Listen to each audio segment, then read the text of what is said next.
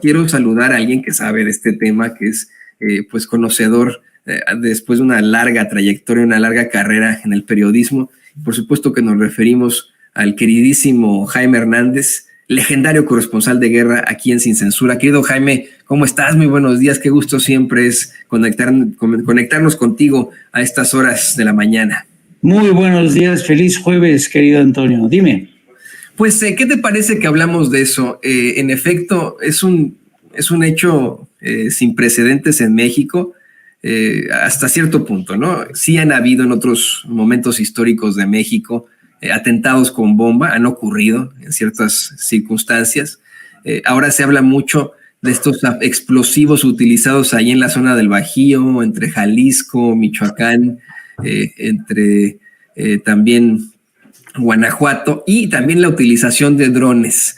Hoy la corresponsal de Reforma le pregunta al presidente López Obrador que ante los hechos de Tlajomulco si se podría considerar esto como terrorismo. El presidente dice que no se quiere adelantar, que quisiera primero pues que se hicieran los planteamientos adecuados y que el terrorismo en todo caso tiene que ver más a un nivel ideológico y de fanatismo. La verdad es que, bueno, el libro de texto es simple y sencillamente si mal no recuerdo, no lo estoy leyendo, ¿no? Un acto de terror ejercido por un grupo para causar confusión y miedo entre la población. ¿Tú qué opinas? ¿Ya se convirtió esto en terrorismo? No, mira, efectivamente es que es un tema más que complejo. El presidente en la última parte de su respuesta dio la clave. En México siempre, todos los gobiernos, desde Felipe Calderón, Peña Nieto, fueron muy renuentes a utilizar la palabra terrorismo. Aunque, por ejemplo, durante el gobierno de Felipe Calderón, los actos de terrorismo fueron evidentes. Yo recuerdo cuando lanzaron varias granadas en una plaza pública en un 15 de septiembre, no recuerdo ahora. Eso es en estricta definición un acto de terrorismo. Si hacemos caso, por ejemplo, y esta es la definición que tiene el FBI define el terrorismo doméstico, porque es del que estamos hablando. El terrorismo doméstico definido por el FBI, para que veas por qué utilizo la definición del FBI, porque efectivamente con esta definición pueden equipararse los ataques terroristas aquí en México, y Estados Unidos los puede utilizar en su beneficio para fines de intervención. Mire, me parece que perdimos hace unos momentos a Jaime Hernández. Vamos a ver si podemos reconectarnos con él. Jaime, nos estabas platicando sobre la definición de terrorismo por parte de terrorismo doméstico por parte del Buró Federal de Investigaciones acá en los Estados Unidos. Exacto. Entonces, el terrorismo doméstico es actos criminales violentos cometidos por individuos y o grupos para promover objetivos ideológicos derivados de influencias domésticas como las de naturaleza política, religiosa, social, racial y ambiental, ¿no? Esa es la definición que tiene. Más no criminal. ¿Perdón? Más no criminal. Ajá, exacto. Entonces, yo creo que esta definición del FBI arroja luz porque a partir de esta definición que tiene el FBI, tú sabes que tanto el Departamento de Estado como el FBI como la CIA tienen una suerte de manual, ¿no? Un manual, una especie de nomenclatura, de jerga que utilizan para, por ejemplo, el Departamento de Estado, si se incluye la palabra terrorismo, implícitamente ya lleva esta definición. Entonces, el Departamento de Estado está obligado a actuar en consecuencia, como lo ha hecho en el caso de Cuba, como lo ha hecho en el caso de Irán, como lo ha hecho en el caso de Corea del Norte. Entonces, por eso el gobierno de México, desde Calderón, ha rehuido mucho de esta palabra. Pero, ¿qué es lo que está ocurriendo en el caso de México? A mí me llamó mucho la atención, como a ti, el hecho de que Enrique Alfaro, el gobernador de Jalisco, hubiera utilizado la palabra terrorismo. Y también, si te fijas hoy en algunas columnas, por ejemplo, la que publica Francisco Garfias en el Excelsior, él dice que esto es terrorismo y pone una definición que no sé de dónde se saca una definición de un diccionario X, ¿no? Entonces, y la insistencia de la reportera de Reforma, como has subrayado tú bien, te da un poco la medida o te dan las pistas de por dónde van ahora. Van por el tema de una narrativa donde van a incrustar forzosamente el tema del terrorismo, el terrorismo doméstico, ¿no?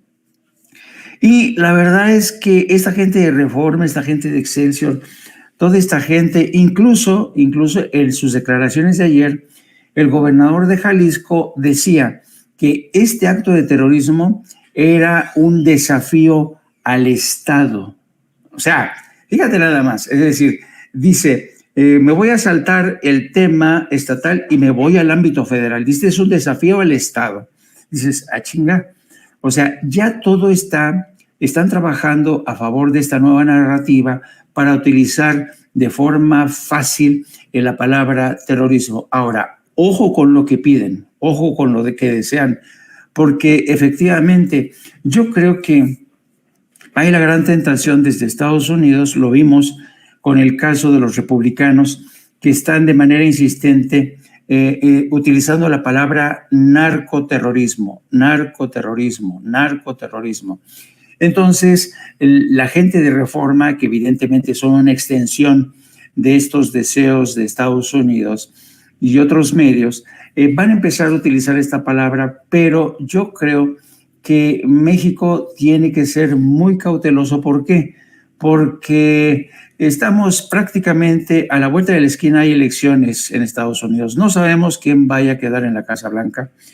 Y si esa palabra sigue flotando en el ambiente, lo van a aprovechar los republicanos, ¿no? Ahora, dicho esto, es evidente, Toño, que las tácticas a las que ha recurrido el crimen organizado en México es terror, es terrorismo, así. Es terrorismo, ¿por qué? Porque la gente, le infunden miedo a la gente, pero ya sabemos que el término terrorismo, el gobierno de México tiene que utilizarlo con mucha cautela y los medios de comunicación lo quieren emplear de esta forma tan facilona porque de esta forma van a conseguir que Estados Unidos, o quieren que Estados Unidos se involucren. Y última reflexión. A veces perdemos de vista que México y Estados Unidos, también en el caso de Canadá, pero más en el caso de Estados Unidos o México, México y Estados Unidos han estado inmersos en un proceso de integración, ¿no? En un proceso de integración. Yo siempre he dicho que Estados Unidos y México son como dos hermanos siameses. Comparten el hígado, que utilizo como metáfora para hablar de la seguridad territorial, para hablar de la frontera, se comparten ya muchas cosas. México es el primer socio comercial de Estados Unidos. O sea, no se entendería México sin Estados Unidos y viceversa. Entonces, ¿pero qué es lo que está pasando?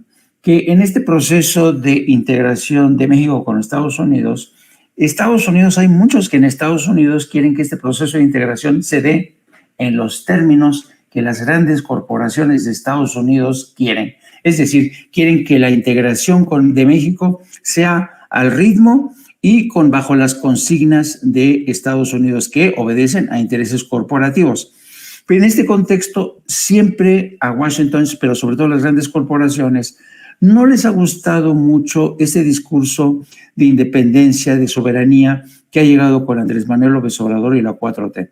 Por eso, cuando tú escuchas a gente de Reforma a empezar a utilizar la palabra terrorismo, es como preparar el terreno a un ambiente mucho más injerencista para decir, miren, el gobierno de México es incapaz de controlar actos terroristas como los que han pasado en Jalisco. Así es que, ojo Pentágono, ojo, y los republicanos van a ir por ahí.